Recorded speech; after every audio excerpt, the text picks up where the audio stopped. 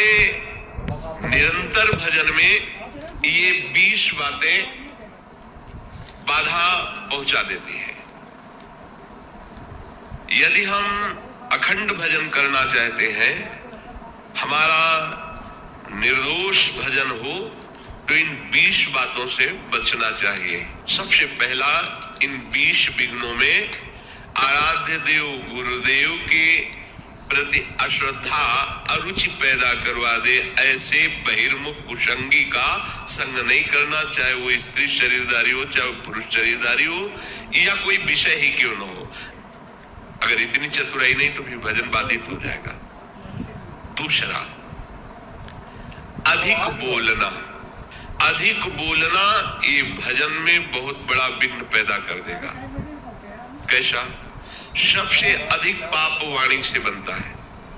अधिक बोलने से मिथ्या भाषण निकल जाएगा, अधिक बोलने से किसी की निंदा निकल जाएगी, ये आपके लिए हानिकारक होगा। ये हमारे जिह्वा में नाम भगवान को प्रकाशित नहीं होने देंगे, मंत्र में रुचि नहीं हो पाएगी।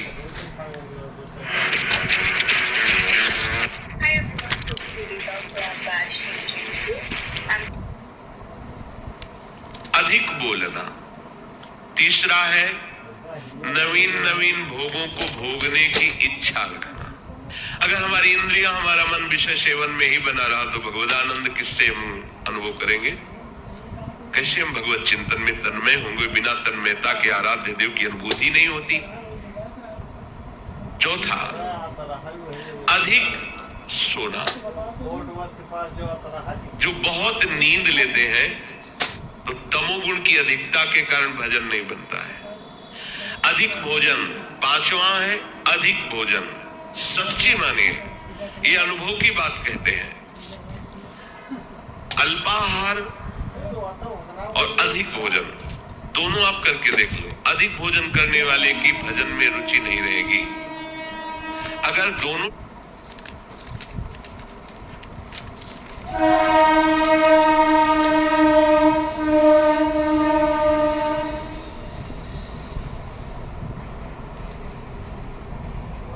टाइम आप भोजन जितना चाहिए उससे अधिक लोगे तो आप ब्रह्मचर्य रह ही नहीं सकते, आप भजन कर ही नहीं सकते, आपकी भजन में रुचि नहीं रहेगी। वो खिलवाड़ केवल होता रहेगा, दिन पार होता रहेगा। और छठा है उपासक होकर हंसी मजाक गंदी करना। उपासक भी हंसते हैं अपने आराध्य देव की, अपने उपासना की। उपासक जन मिलकर वार्ता, ऐसा नहीं कि संसारिक उनको कॉमेडी उनको सुन के हंसना पड़े, उनको प्रोग्राम देखना पड़े कि हाँ चल रहा है कॉमेडी को हम हंस रहे हैं। ये साधना है क्या? बिल्कुल। नारायण हरि भजन में पांचों न सुहात, विषय भोग निद्रा हंसी जगत प्रीति बहुबात। सातवां है अपने रिश्ते नातेदारों के प्रति आसक्त हो जाना, जैसे स्त्री पुत्र और भी जो संबंध है इनमें आसक्त। भजन नहीं बन पाएगा। सबकी ममता ताग बटोरी, मम पद मन ही बांध पर डोरी। आठवां है क्रोधी स्वभाव बना लेना। जरा कोई बात करे तो बस एकदम गुस्सा हो जाए। नहीं, आप भजन करने वाले हो। क्रोध दूसरे का अहित करेगा कि नहीं करेगा, पर आपका अहित हो जाएगा, आपका हृदय अपवित्र हो जाएगा, आपके हृदय में जलन पैदा हो जाएगी। क्रोध रूपी विकार भजन को बहुत ज्यादा ढकता है। पूज्य श्री बात बुढ़िया बाबा जी महाराज, 1 महीने में अगर कस के एक बार गुस्सा आ गई तो 1 महीने का भजन ढक जाएगा। वो भागवतिक तेज प्रकाशित नहीं हो पाएगा। और 12 बार साल में गुस्सा आ गई तो पूरे साल का भजन ढक गया। और यहाँ दिन में 12 बार आ जाता होगा गुस्सा। ऐसा कैसे, ऐसा कैसे? गुस्सा नहीं करनी, क्रोध नहीं आने देना अंदर से। 9वां है हिंसा करना।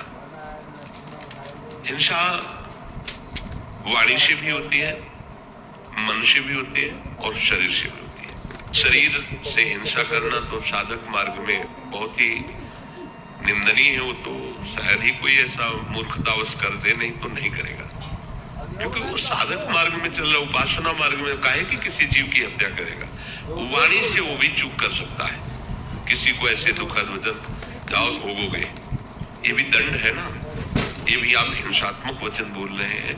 अगर आप भजन करते हैं और आपका वचन लागू हो गया, जाओ भोगो, तो आपने उसके लिए विधान कर दिया ना दुख का। तो साधु से होए न कारज हानि, साधु तो परम मंगल करने वाला होता है, उसके दुख का विधान कैसे करें। और मन से होता है कि जब कोई हमारे प्रतिकूल चलता है तो एक जलन होती है, उस जलन में हमारे अंदर निकलता है, भोगोगे तो फिर आगे चल करके तुम देख लेना तुम्हारी दुर्गति होगी, तुम अमुक कष्ट पाओगे, जाओ ऐसा ऐसे। वो जो मन है ना वो अपने आप संकल्प करता है, तब इसको समझ में आएगा कि ये जो हमारी प्रतिकूलता कर रहा है ना, तब इसको समझ, ये सब बातें नहीं होनी चाहिए। अगर ये बातें हैं तो आपकी भजन में टांग टूट जाएगी आपकी, आप भजन की चढ़ाई पे नहीं चढ़ पाएंगे। ये टांग तो सुरक्षित बनी रह जाए, लेकिन भजन की चढ़ाई आप नहीं चढ़ पाएंगे, आप फिसल जाएंगे। जो दूसरे का तनिक भी अहित सोचता है, वो दूसरे का अहित हो या ना हो, तुम्हारा उसी क्षण से अहित शुरू हो गया, उसी क्षण से तुम्हारा हानि शुरू हो गया। 10वां है काम विकार। ये चाहे कर्म मार्ग का पथित हो, कर्मयोग, भक्ति योग, ज्ञान योग, ये तीनों मार्गों में अपना एक छत्र बाधा का राज्य उपस्थित करता है काम। ये छोटी मोटी शक्ति नहीं, चाहे ज्ञान मार्ग में हो, चाहे कर्मयोग मार्ग में हो, चाहे भक्ति योग मार्ग में हो। ये ऐसा भागवतिक सैनिक है कि हर जगह इसका प्रवेश है, विघ्न पहुंचाने की इसमें ताकत है, इसीलिए सब इससे डरते रहते हैं। अगर इससे डरते रहोगे तो निर्भय हो जाओगे।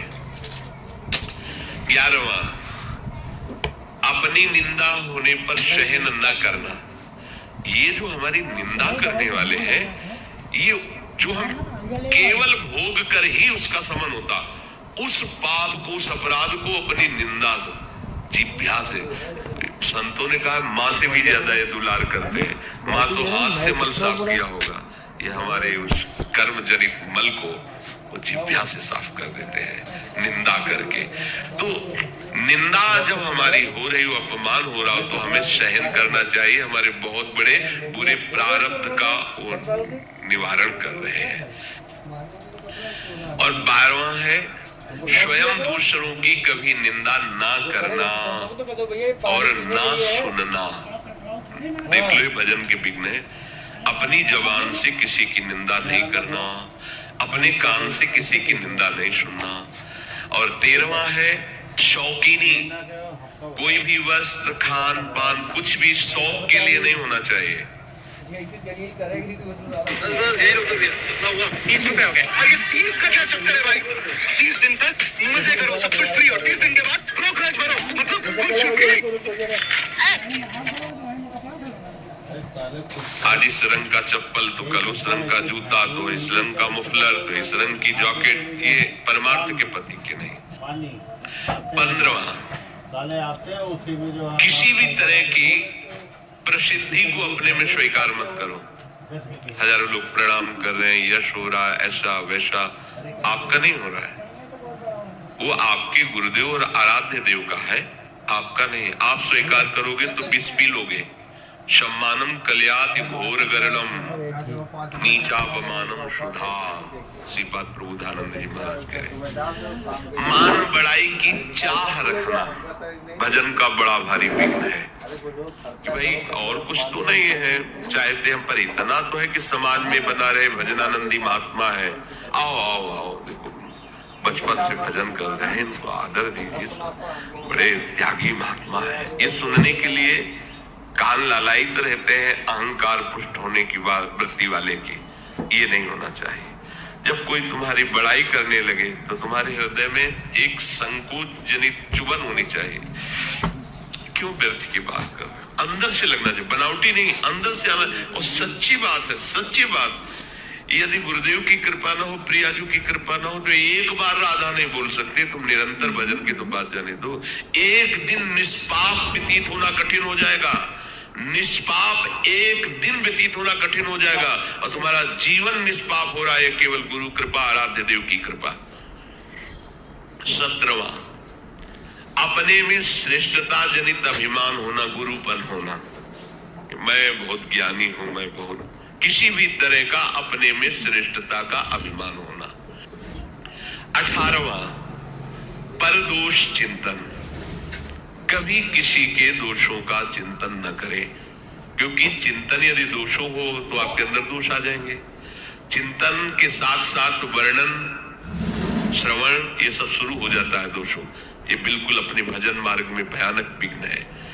19वां, दिखावटीपना नहीं होना चाहिए। बहुत ये जो आचार्य परंपरा से पोशाक और भागवतिक चिन्ह, वैष्णव चिन्ह मिलते, खिलवाड़ नहीं है।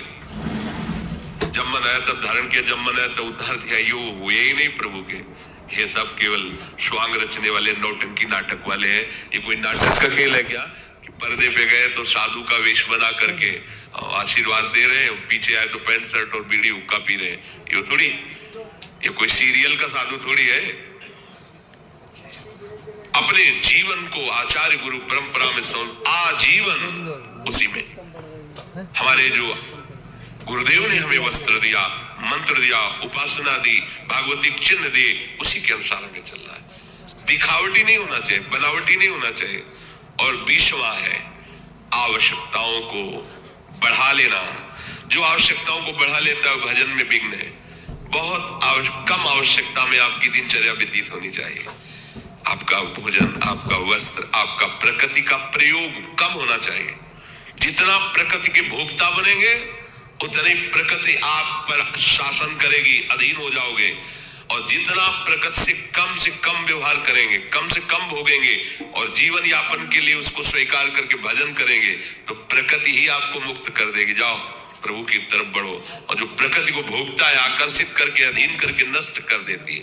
ये 20 दोष भजन में भारी विघ्न पैदा कर देते हैं।